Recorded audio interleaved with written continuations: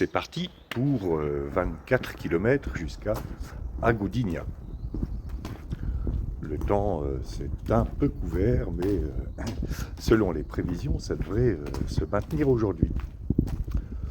La météo de la cheville, elle, elle est toujours plus ou moins variable.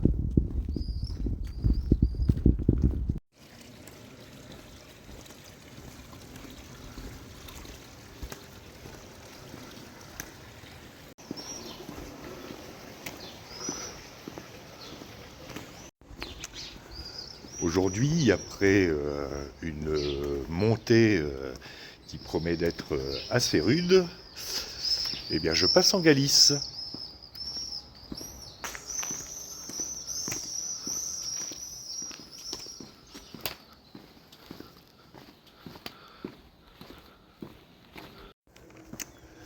Comme d'habitude maintenant, je vais passer les prochains kilomètres à m'échauffer. Et puis, je vous retrouve tout à l'heure.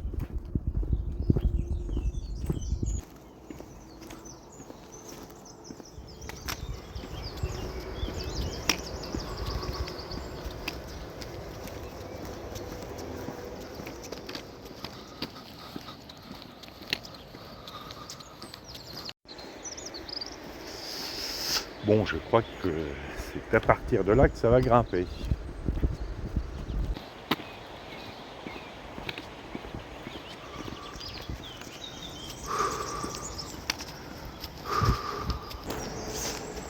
J'arrive au sanctuaire de la Touissa, avec un clocher ouvragé.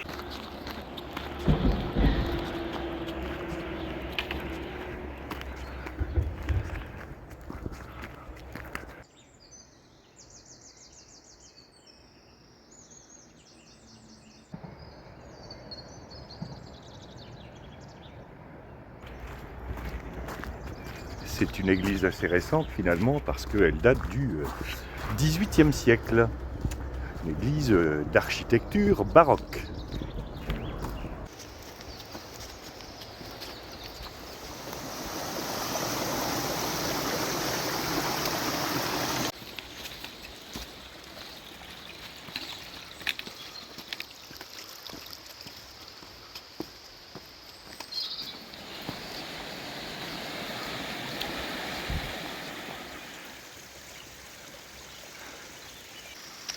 Ça ressemble plus à une remontée du ruisseau qu'à parcourir un chemin.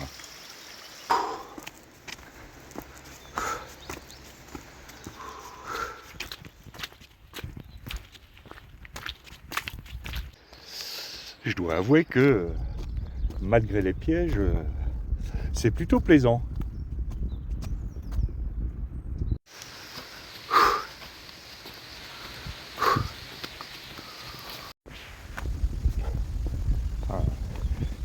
J'aimerais bien arriver en haut quand même.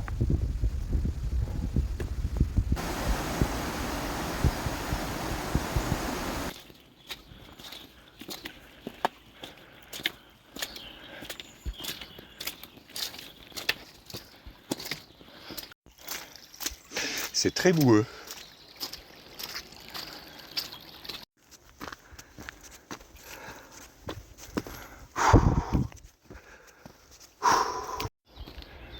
Bon, je devrais pas tarder à approcher du col. Ah.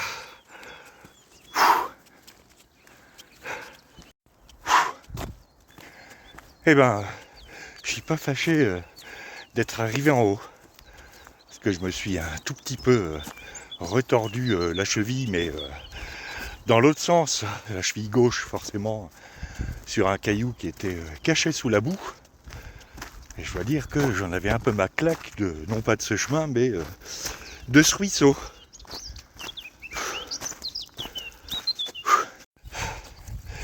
Bienvenue en Galice, bienvenue, que va vous souhaiter Gabriel.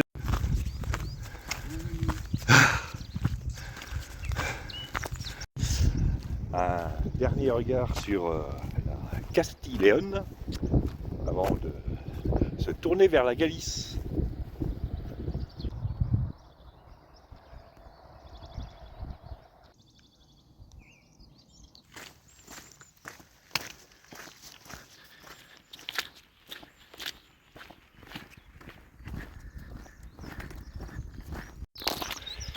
Bien après cette petite halte au col, assortie d'une pause banane, il est temps de repartir.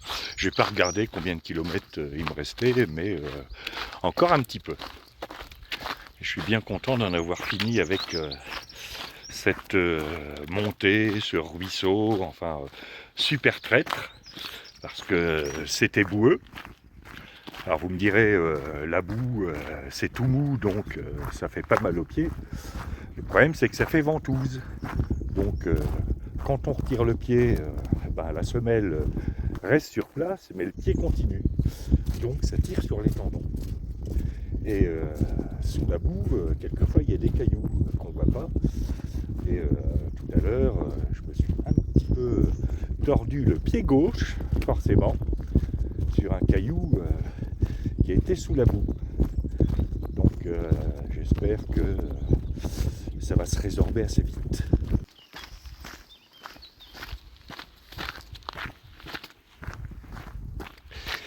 Et je vais donc profiter de cette descente et de ce chemin en bon état et pas défoncé de partout pour revenir vers nos Wisigoths et la bataille d'Andrinople.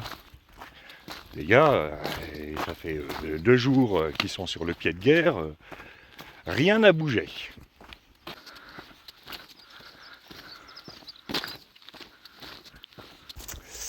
Andrinople, c'est une ville située à peu près au centre de la Bulgarie et qui est idéalement placée pour défendre la Via Egnatia, qui est une voie romaine reliant Byzance, c'est-à-dire Constantinople ou Istanbul, au port de d'Irakium, qui est l'actuel Durrës, si ma mémoire est exacte, en Albanie. Et d'ici, les bateaux rejoignaient Brindisi dans le sud de l'Italie, et toutes les marchandises et les personnes prenaient la Via Appia pour rejoindre Rome. Donc c'était un axe essentiel pour le commerce et le mouvement des troupes romaines.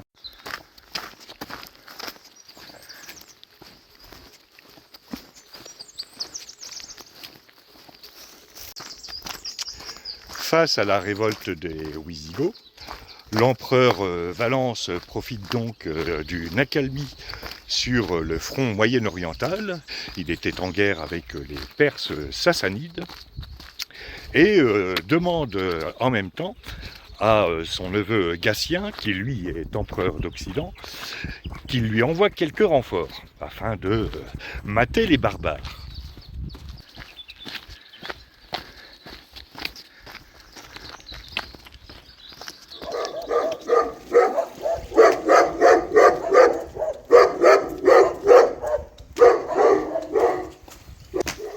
Pas aimable le pépère. La confrontation entre les Romains et les Wisigoths aura lieu le 9 août 378. À cette époque, l'armée romaine, ce n'est plus l'armée romaine invincible du 1er siècle après Jésus-Christ. Bon, ils se battent toujours en jupe, mais ils ont troqué le glaive contre la spata, qui est une épée un peu plus longue. Leur bouclier rectangulaire, qui était très efficace tant en défense qu'en attaque, a été changé pour un bouclier circulaire ou semi-circulaire, moins cher à fabriquer. Et puis ils ont troqué leur armure de plate imbriquée contre la cotte de maille. C'est moins efficace, et puis bon, c'est pas très esthétique. En gros, ils sont habillés avec une jupe de supermarché, un pull tricoté dans un atelier clandestin du Sentier à Paris, et ils ont une épée en plastique et un bouclier en bois, made in China, acheté au Mont-Saint-Michel.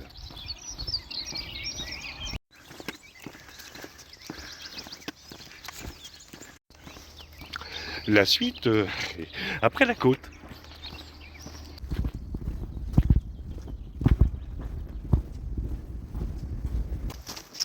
À cette époque, même si la cavalerie de l'empereur est conséquente, la force de l'armée romaine est basée sur l'infanterie.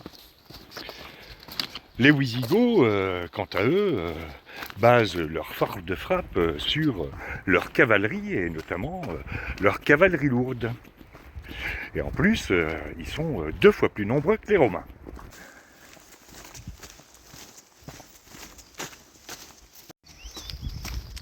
Les Goths se sont installés dans une plaine dans les environs d'Andrinople et ils se sont regroupés, ou tout au moins leur infanterie s'est regroupée à l'intérieur d'un cercle formé par des chariots.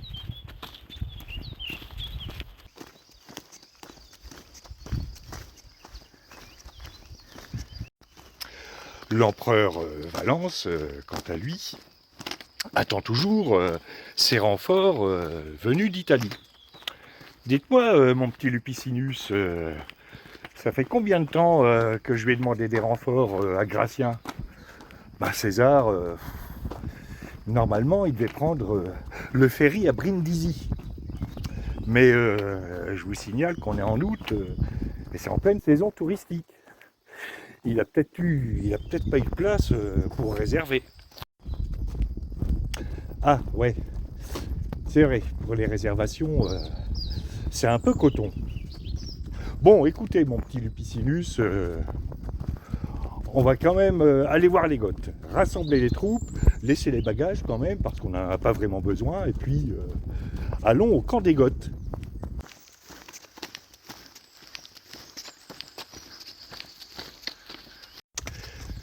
Alors, panneau noir, avec écrit en rouge, B-A-R. Voyons voir de quoi il retourne, parce que j'aimerais bien savoir ce que signifie cette inscription mystérieuse.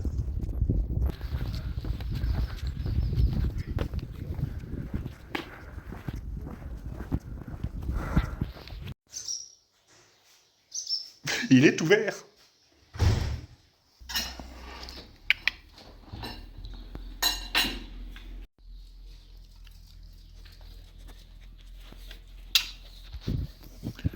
Oh oui, oui, oui. Et tu crois que je t'ai pas vu, hein?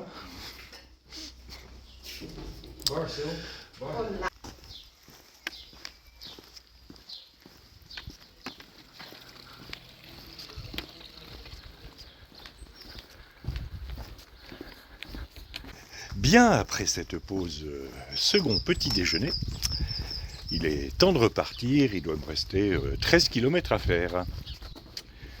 Et il est temps de reprendre cette bataille d'Andrinople qui n'en finit pas de démarrer.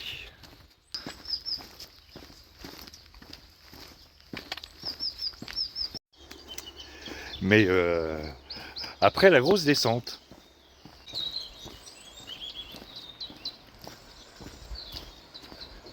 les Wisigoths voient arriver les Romains, infanterie au centre, cavalerie sur les côtés, mais ils n'ont pas l'air plus impressionnés que ça. Chef, les mini-jupes arrivent. Oui, bon, ils vont pas attaquer maintenant. De toute façon, ils ont pas reçu leur renfort.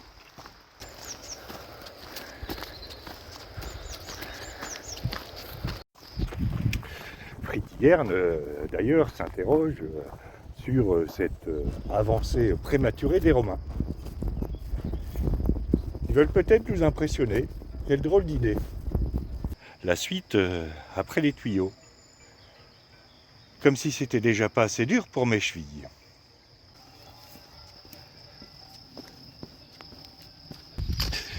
Dites-moi, mon petit Ericsson, cette avancée des Romains, vous en pensez quoi? Pas grand-chose, moi, je suis percepteur, pas conseiller militaire. C'est pas faux. Vous pensez pas qu'on pourrait attaquer les Romains tout de suite? Après tout, on est plus nombreux. Sire, je crois que toute votre infanterie n'est pas là, et puis surtout votre cavalerie. Ah oui, pourquoi ça? Vos 2 généraux ostrogoths sont allés faire paître les chevaux un peu plus loin.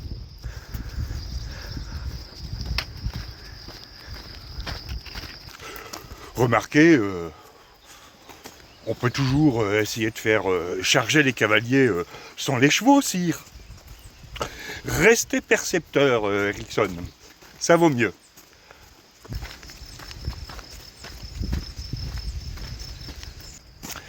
Et oui, les deux généraux Strogo, Alateus et Saphrax, encore des noms bizarres, qui encadraient la cavalerie, étaient allés faire paître les chevaux juste avant la bataille. Vous n'avez pas dû recevoir la note de service.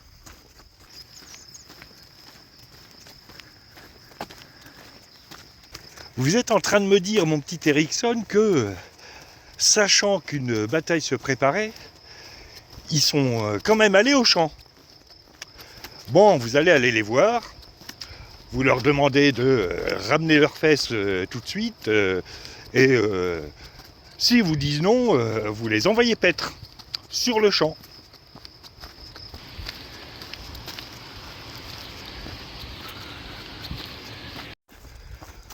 Côté romain, on est plutôt confiant.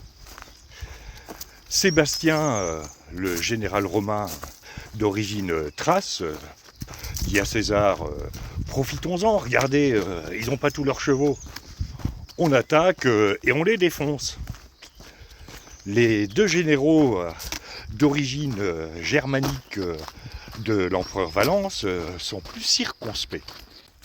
J'ai oublié leur nom, mais par commodité, je les appellerai Gunther et Helmut. Gunther et Helmut, eux, sont plutôt pour attendre les renforts, parce qu'en face, sont aussi des peuples germaniques, sont des barbares. Ça fait des dizaines d'années qu'ils pillent la région, donc il faut peut-être mieux être prudent.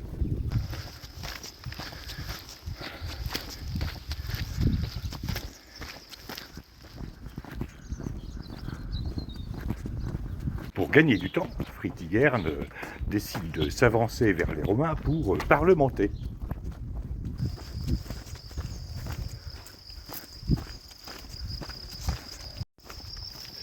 Les Romains, eux, croient que Fritigern ou bien va se rendre devant la magnificence et la puissance de l'Empire, ou bien va faire comme d'habitude, comme tous les Goths avant lui, demander le paiement d'un tribut. Et ensuite, il retourne chez lui.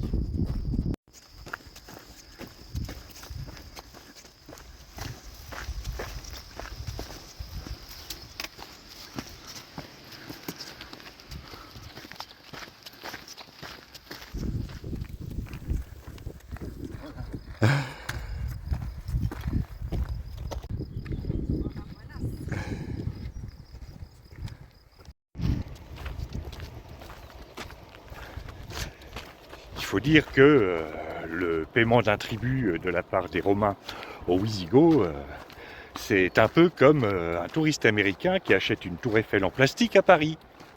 Bonjour monsieur, c'est combien ces jolies tours Eiffel en or qui brille là, en boucle d'oreille ou en porte-clés? Monsieur, c'est 50 € la tour Eiffel. Ah, ça n'est pas cher, c'est de l'or.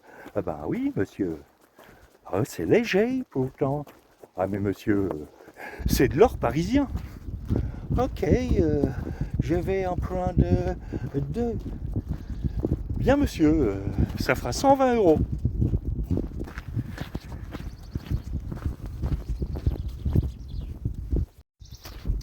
Gérard, tu me feras penser à recommander 3 caisses de porte-clés Tour Eiffel chez AliExpress, parce qu'à chaque fois qu'il y a un bus d'Américains qui arrive, après j'ai plus de stock.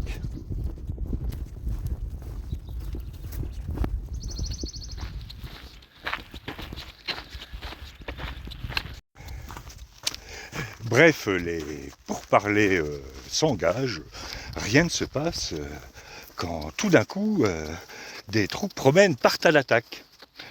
Ces troupes, ce sont les troupes auxiliaires de deux tribuns d'origine ibérique, Cassio et Bacurius. Et les gars, pourquoi vous attaquez? Chef, Il y en a un qui a bougé, donc on a eu peur, donc on attaque.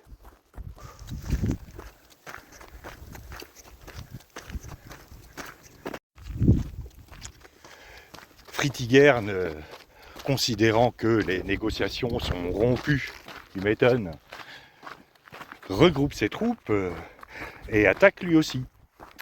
Les Romains, grâce à leur cavalerie, essaieront bien de prendre les Wisigoths sur le flanc, mais voici que surgit soudain la cavalerie qui était à l'épetre. Et quand on parle de cavalerie, de ce que l'on nomme toujours les barbares, ça a une autre allure que Don Quichotte sur son âne.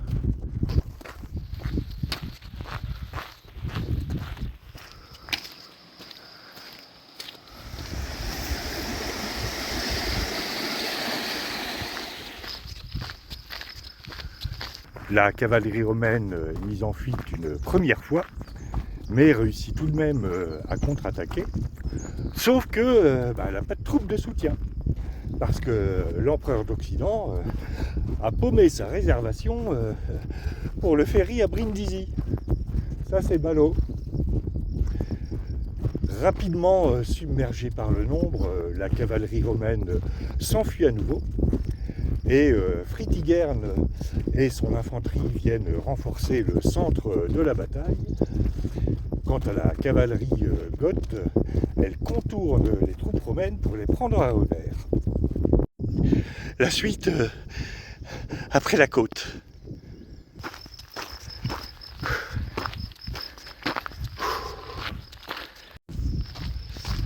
La suite de la bataille ne sera plus pour les Romains que combat désespéré jusqu'à la mort, car ils savent qu'ils n'ont aucune pitié à attendre de leurs adversaires.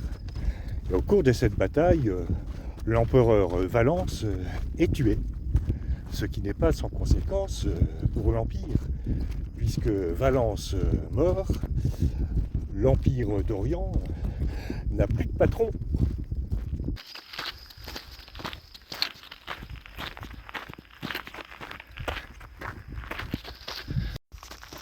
Celui-là, je vais éviter de l'embêter.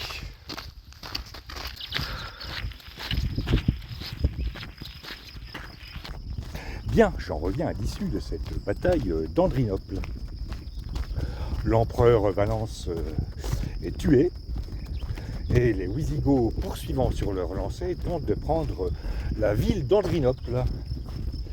Ils seront repoussés par les survivants romains ainsi que par la garnison et les habitants d'Andrinople, notamment grâce à un onagre.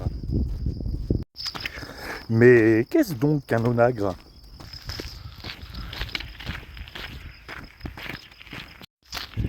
Eh bien, un onagre, c'est comme quand vous mettez un petit poids sur le manche de votre fourchette et que vous appuyez sur l'autre bout de la fourchette pour envoyer le petit poids à votre voisin de table. Eh bien, un onagre, c'est la même chose, sauf que le petit poids est remplacé par un gros caillou et on ajoute à la fourchette une structure en bois et des roues. On va essayer de dessiner des plans avec une description pareille. Bref, les Wisigoths n'arrivent pas à prendre la ville, subissent de lourdes pertes et s'en vont. Cependant, craignant leur retour, les habitants et les survivants s'enfuient à Constantinople.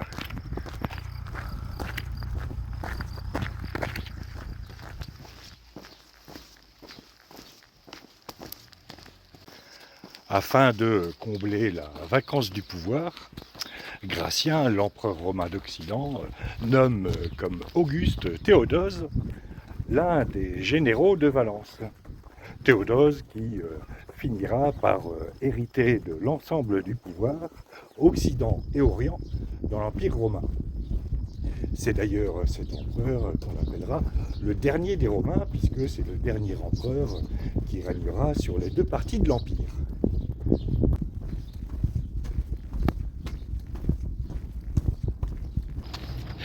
De 378 à 382, les Wisigoths mettront à sac la Mésie et la Thrace, avant que Théodose, devenu empereur, et au bout d'une campagne victorieuse, ne signe un accord avec eux. Mais tout ça, nous le verrons demain, ou pas. Parce qu'il me reste 3 km à faire, parce que j'ai super mal le talon gauche.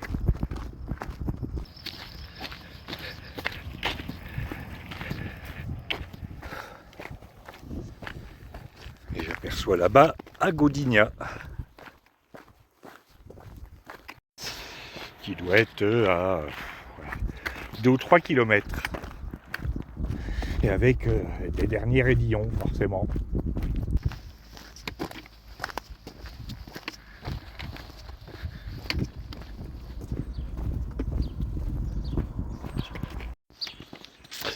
Je vais essayer d'éviter.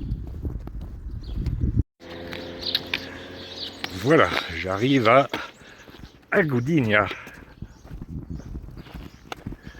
Je vais tâcher de trouver le verrier des Peregrinos, en espérant qu'elle ne soit pas au diable Vauvert.